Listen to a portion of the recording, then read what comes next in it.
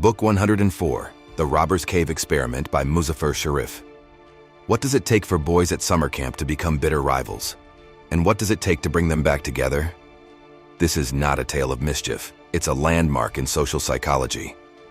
In Muzafer Sherif's Robber's Cave Experiment, 22 11-year-old boys, carefully selected for similar backgrounds and screened for stability, were brought to a remote camp in Oklahoma.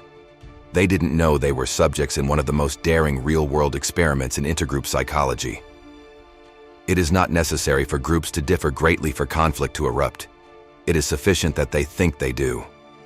The boys were split into two groups, the Eagles and the Rattlers, and kept unaware of each other for several days, bonding over games, hiking, and team identity.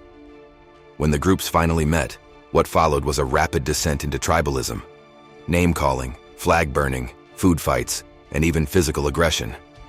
All because of competition for prizes, recognition, and scarce resources.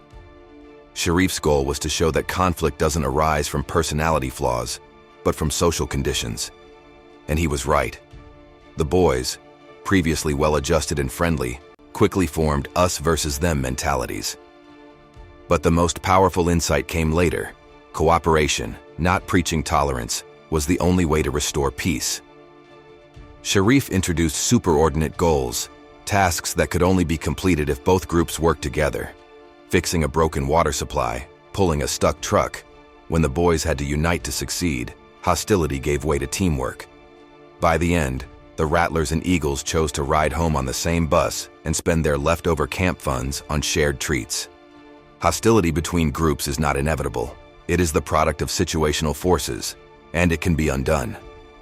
Sherif's work remains a cornerstone in understanding ethnic, political, national conflict, workplace rivalry and silos, sports team aggression, and the psychology behind war and peace.